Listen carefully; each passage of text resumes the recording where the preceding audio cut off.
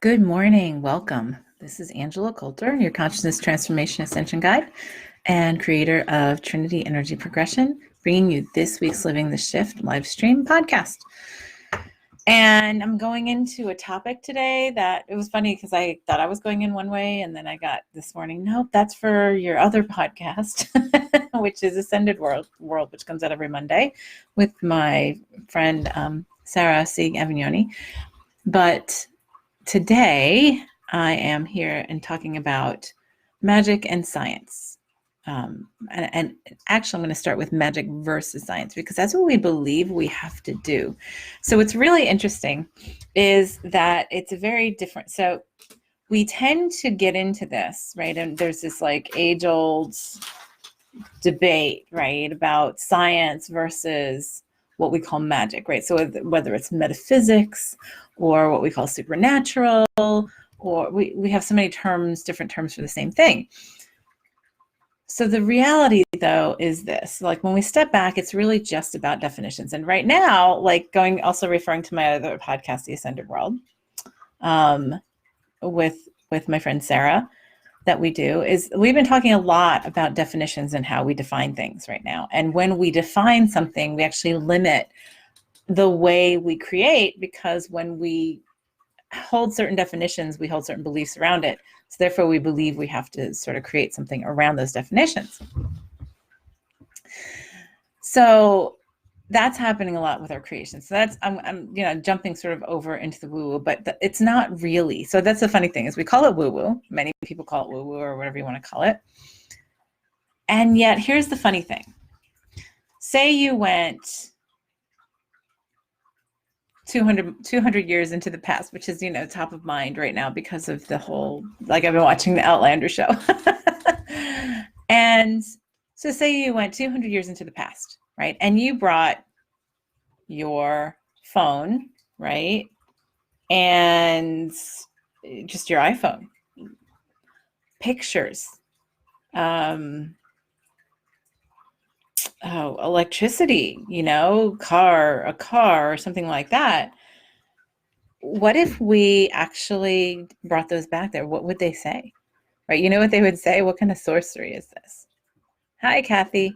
So the thing is, because of where a certain culture is or society is, if you introduce something that is out of the specs of normal acceptancy, then it's often considered magic or sorcery or whatever. Many things that have been done over the millennia, right, are use of nature's energies in ways that, say, like the scientific community hasn't had definitions for, so then they call it magic. And then as soon as we wrap our minds around it, we actually create definitions, because the mind has to know, the ego wants to define. And then then we can accept it as science. And then all of a sudden the mind says, oh, well, that can be real because, we've defined it. But the funny part about it is this: like I said, if you brought, say, your phone, your smartphone back into this, like 200 years ago, right, to 1800, they would probably burn you at the stake as a witch, or think you were from another planet, or whatever, and be completely, of course, it probably wouldn't work very well because we wouldn't have any towers, right? That's funny. But anyway, the capabilities, you know what I'm talking about. Just things that we take for granted every day. So like there have been plenty of articles out there that have talked about like looking back at the original Star Trek and some of the things that they had incorporated and that we were called sci-fi and fantasy at the time, that have become part of our everyday thing. Like, look, like I've talked about this before, like I'm sitting here talking to you on video, and we have video calls and we can talk to each other around the world, and it's pretty effortless now. It's become pretty effortless in general, right?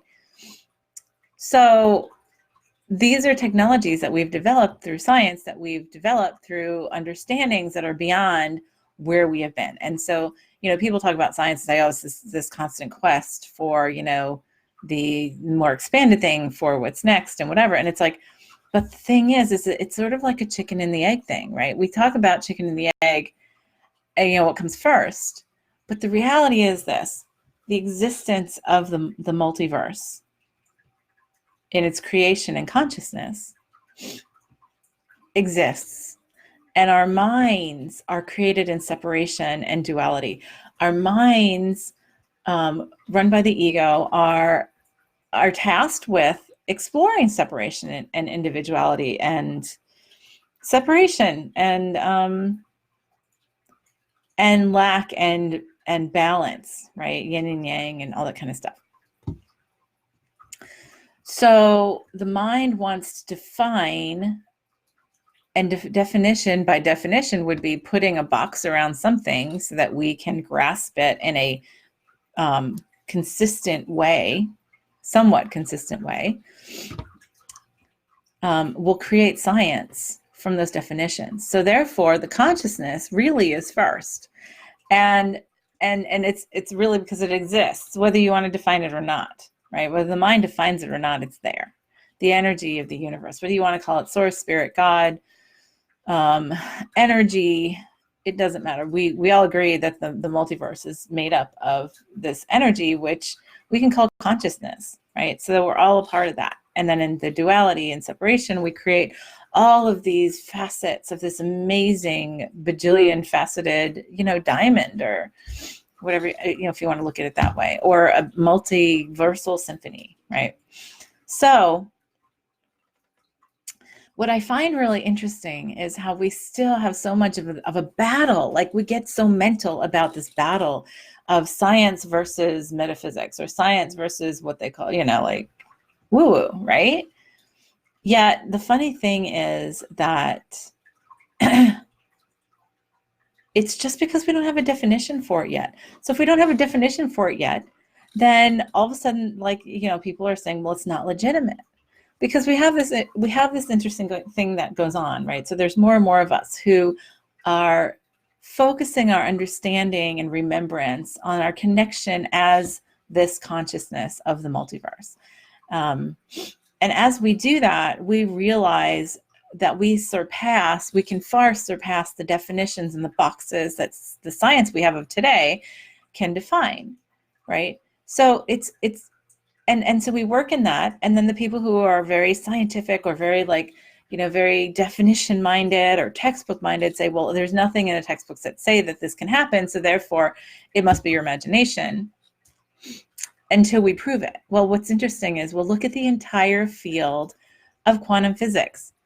Quantum physics has become front and center in explaining things like multiple dimensions, parallel timelines, coexisting realities, and things like energy healing is becoming more and more accepted, because now we're talking about things like, quantum physics can show you how it works. So all of a sudden, somebody who's got that scientific, they have the mindset that it has to be scientifically proven to be legitimate. So therefore, that we have a science now, quantum physics, that can show us that we can put definitions around things to satisfy the mind, right? So then all of a sudden it becomes legitimate, which is interesting, because so many people who work in this field, so many people who work in what we call energy healing and all that kind of stuff, will they have this goal their ego has to push, legitimizing what they're doing, because it feels like non-legitimate, because so many people put it down as non-legitimate and all that kind of stuff. And it's like, well, energy comes first. Energy creates energy, is what this whole multiverse is made of, right? So it's interesting, like I said. So really, if we look at something we have no technology for, right? So like I said, bring your smartphone back to the 1800s or 1700s and have them look at that and be like, oh my, they would have not even any idea how to start explaining what that was, right? They don't even have the science to explain the technology. So therefore it could be completely, feared, because it's not understood. Marie Curie said, we fear what we don't understand, because the mind works in lack and separation, and the concept of darkness, that there is something to be afraid of because we don't know it, instead of we've just forgotten and we haven't remembered. So what's interesting now is we're finding, evidence, and you can see this on many, many shows, and like one of the great shows I love to watch that's sort of underrated and undervisible is called In Search Of. Like the old one that Leonard Nimoy of Star Trek used to do. Now the new one, Zachary Quinto, the Spock of Star Trek now, is doing them. And very fascinating, where they take science and non-science and interrelate them to find an answer for things that have mystified people, right? And sometimes it's a very simple, answer. And see, it's what's really interesting is some of the things that they talk about today are things that mystified us even 20 years ago when this show was done in the first place, because we didn't have the technology to go and look at, the technology developed in our science that we've developed to be able to go and show certain things and see certain things and then resolve certain things within our minds, right?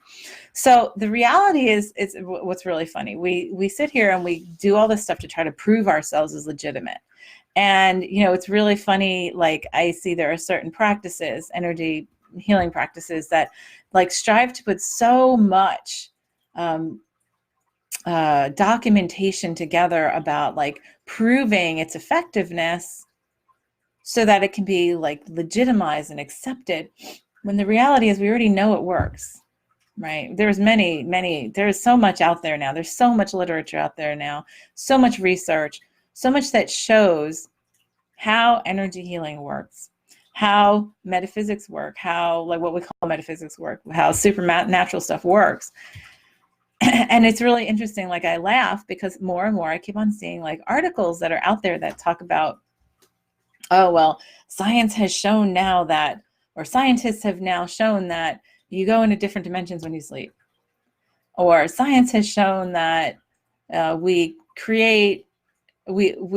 control our physical body by our thoughts, or we create via our thoughts. And there are many like scientific studies now that are proving these things that those of us who work in those areas have already known. But the funny thing is we still get, there's still the, oh, well, people don't like to like, and it is much more accepted today than ever before, but there's still huge amounts of reservation in accepting this kind of verbiage because it's still unproven in science. Except the funny part is we create the science from what we understand.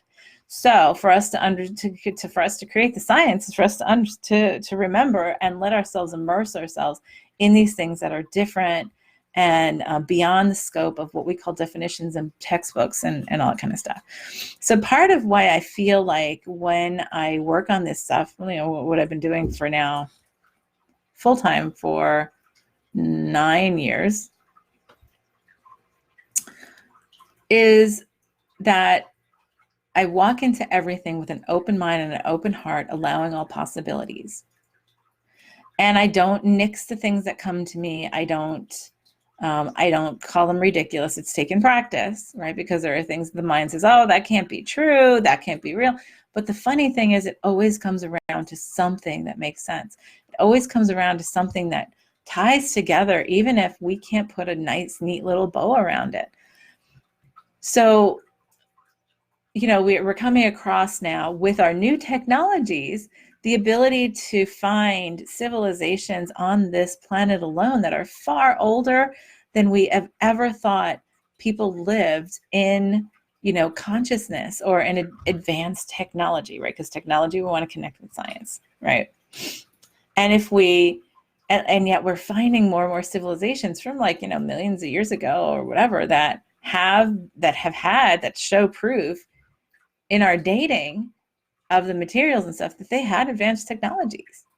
And we're scratching our heads going, well, what happened? Well, yeah, there are things that have happened. We've cycled around, we've crashed and burned and started the evolution cycle again, or we've taken several steps back, or we've really on the evolution of the experience, or what I call the experiment of this density of consciousness and Earth, just gone through the process of learning all the things we wanted to learn through this density and separation and this part of our consciousness being incarnate here. And doing what there is to do as part of this whole interrelation of this multidimensional planet in this particular density. So, there's a lot of stuff that, if you look back in history, was considered, crazy woo-woo out there stuff, like because it was ahead of its time. And when I say ahead of its time, it means that it was ahead of the thinking because it was far outside of the definitions and the boxes of the textbooks that existed back then, so that people were afraid of what they didn't understand, and they would vilify it, right? The burning witches was a great one.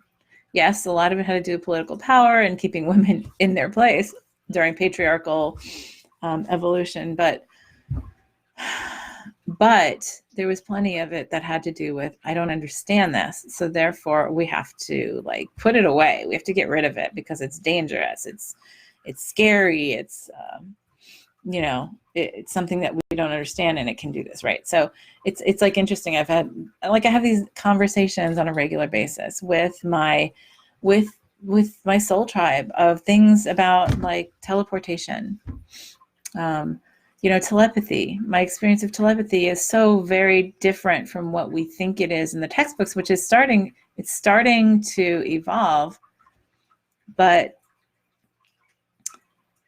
the thing is, telepathy is just stepping out of separation and being in oneness and knowing the connection and trusting the connections of all the facets of individuality that are created in this consciousness.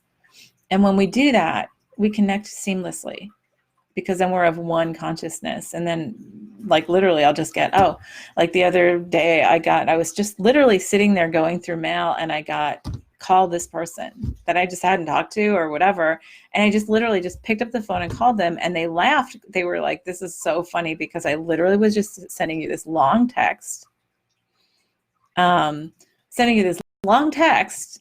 I was like, I need to talk to Angela. I haven't talked to her for a while. Da, da, da. And she's like, and I was just finishing the text and about to text you when you called. And I said, right, because it was time for us to connect, because there was something for us to connect on, or we were connected on already.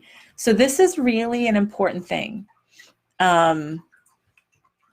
because what's really important is for us to keep an open mind and an open heart, and accepting all as possible, because it is, and trust that it's not science that allows for all these other things to happen. It's all these other things, our consciousness and our wholeness and our connection as the energy of the consciousness of this multiverse, that allows us to create science. Think about that and let that settle in, because that's a very important thing to remember.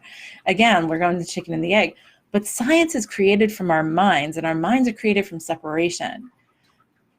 And consciousness is from the whole. So as long as we still depend on definition and boxes to define where we are and what we're doing, so we, as long as we have that, it's going to limit us, right? So if we allow ourselves to open our hearts and open our minds to allow all possibility, right, then we will evolve a bajillion times faster, right? So he says, right on, Angel, especially in a communal living situation, I've noticed how we can connect telepathically and not how we think it works. Exactly. Well, it's funny because in the beginning of all of this with me, when I had my Grand Awakening and blah, blah, blah, and I kept on getting, the messages about become very adept at telepathic communication. It's going to become very important in the future. And so I would do these exercises with friends of mine, and then what we realized was the mind was getting in the way because of the expectations of what telepathy was supposed to be.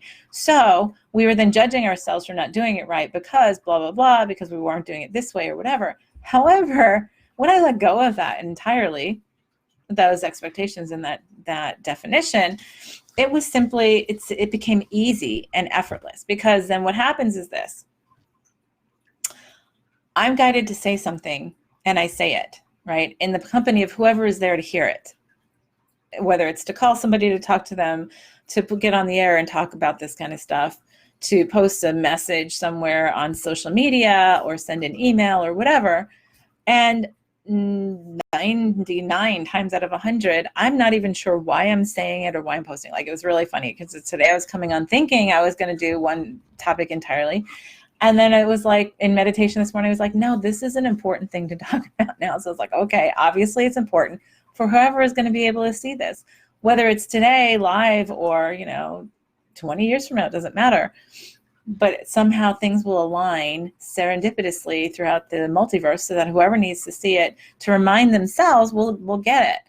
And I trust that. And I can't tell you how many times I always have people say, oh my gosh, that was perfect for me. Thank you. I really needed this today. Or this was something that came to me at the perfect time in the perfect way. Thank you. And the more we all do that, that is telepathic communication, because that is trusting in the consciousness of the whole, right?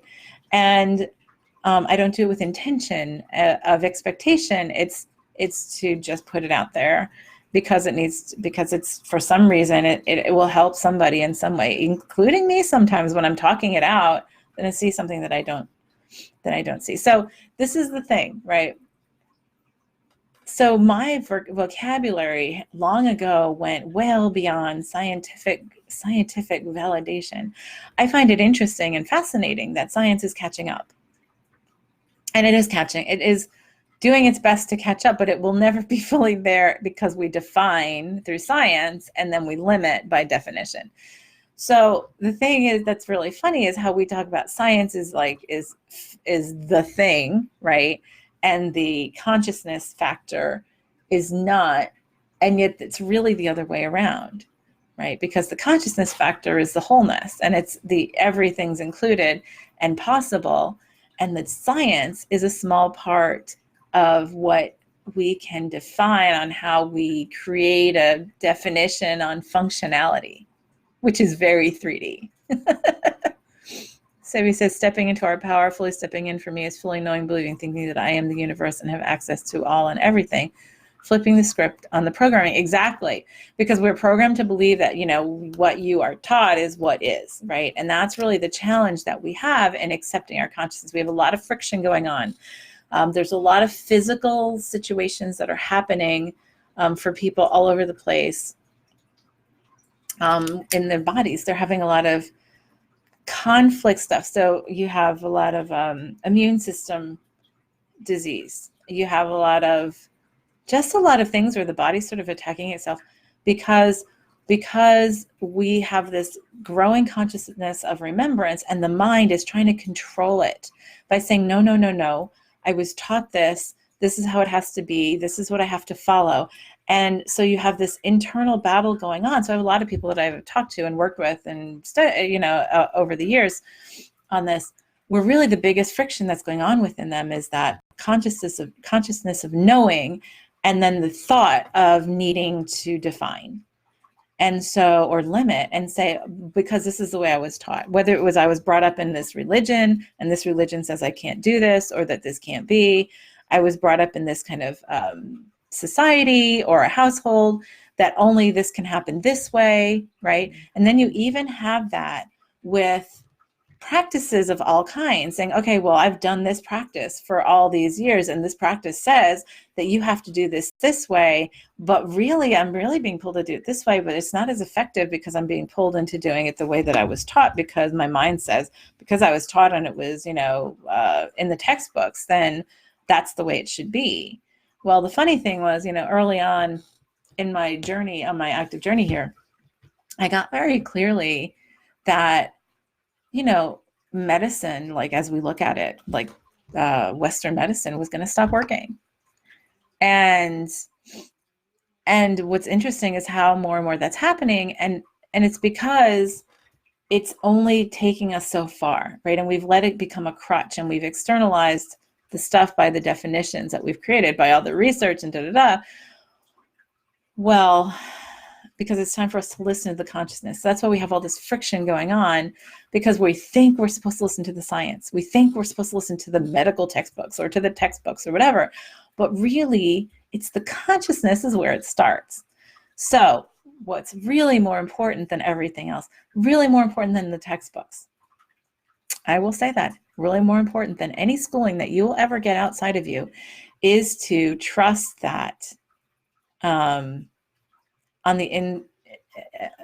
You want to trust that, like your guidance, that you already have the knowledge of everything, that you can then change it without the need for anything outside of you.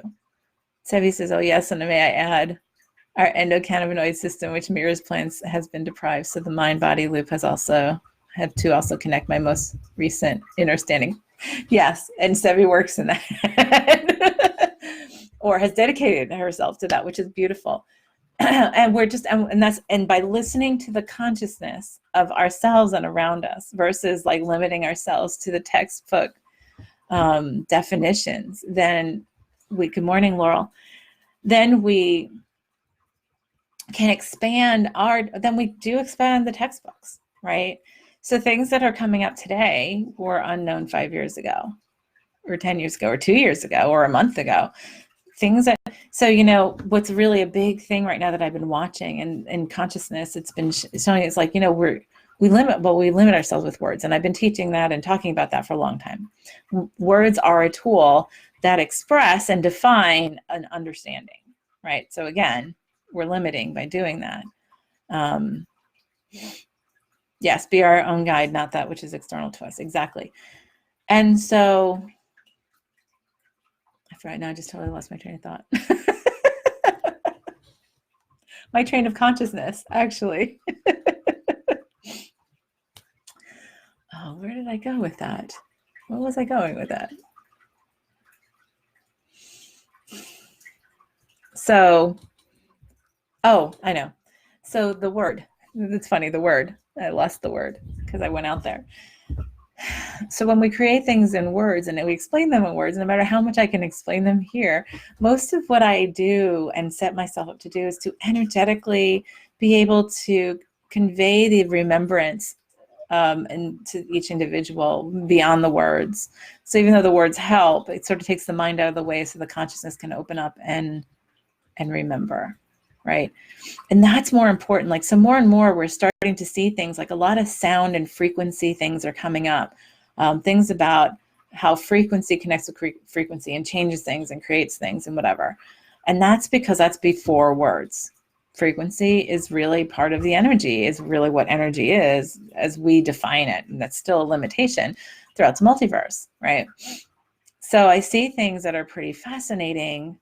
Like, for example, I was talking earlier about that show In Search Of that I love, and they did a thing on UFOs, and they had a whole section of it on crop circles, right? And so I've been looking at the crops. Every once in a while I look at the crop circle thing because I find them fascinating. But I always have felt like that the crop circles, the pure ones, the ones that you can feel purely energetically, have come through frequency versus like any physicality of, walking through the fields with what they call snowshoes or, things like that. I was watching the In Search Of, and they were talking to this guy who's done a lot of research, and he was talking to how they've done, and if you've never seen, you can look this up on YouTube. They have these machines they've created now that vibrate at certain hertz frequencies. And when you put them at different frequencies and you drop like sand, like they'll have a platform on the top, and you drop sand on the top, the sand will form into these beautiful geometric patterns that are very, like what we call sacred geometry, but it's just these beautiful defined geometric patterns that represent the frequency in what we call a visual way. And so the guy was talking about how, he feels like many of the crop circles that come through are really like maybe other parts of the consciousness of the universe, whether you want to call them aliens, star beings, whatever, are communicating. And it's done through the frequency versus, and that's why it shows up the way it does. Which makes, and it was funny because my daughter had watched it too, and she's like, oh my God, this is exactly like stuff that you talk about all the time. And I was like, yeah, it is. But the more, so like, if we can stop for a moment dissing something to say, oh, that can't be true, that can't be real, somebody has to be doing that manually, blah, blah, blah, and say, okay, what are the other possibilities? That's opening your mind and opening your heart to listen to the knowledge of the consciousness of the multiverse, which is what we are. And to allow all possibilities, which then allows us to expand how we function and exist to more of a hologram than something that is flat, semi-flat in the 3D kind of sense, because there's so many more dimensional parts of our consciousness that we have ignored in this part of existence when we incarnate here. So lots to think about this week. So look at everything. The thing is to look at everything and say, so if I allowed this as a possibility, what would that mean? How would that look? How would that form in my holographic reality? And how would that fit? Because it does in some way, or else it wouldn't show up. And so start looking at that kind of stuff, because that actually makes it really fun. And then look for shows that, things that are on TV. There are plenty of them now, and books and whatever, and things like this that focus on expanding ourselves, not to define ourselves differently, but to let go of the definitions, to say, well, if this is possible, what can it be, right? I teach that in the classes I teach, and in Trinity Energy Progression, part of it is this: there is no one way to do anything. No one way to do anything in this multiverse, because we are infinite creators, and we have all this energy to do that with. And when we allow ourselves to stay open and open our hearts and to allow ourselves to remember that all is possible, then it is incredible and amazing. Yes, so he says, get out and play. Exactly. Get out and play. Play in this magic, because that's what I call magic. And I like to use the word magic in terms of fun and play, and how this, like, remembering how this stuff is so interconnected. It's incredibly beautiful. It's beyond beautiful. And it's just perfect and whole. And when we start working in that wholeness, we see it more and more, and we allow it. So thank you. Oh, Sevi says, thank you for your voice and expression today. Thank you. You're welcome. And thank you for joining. I'm glad you came on today, Sevi. So everybody, play in that this week. Like, play in things that you've always said you didn't think you would exist, or could exist, or could be possible, and allow it to sort of filter in and allow the possibility, and say, okay, if I allow this, what would it look like? And just like pick a couple of things and play with it and see where it takes you. Because, the funny thing is, as you allow those things, the universe will conspire to create them around you, to let them come together in your consciousness in a way that you can remember the knowledge of them. And then we have a whole different perspective on how we exist. So on that, I'm going to let you go. Have a great week. Thanks for joining. Have fun. We'll talk to you next time on Living the Shift. Thanks.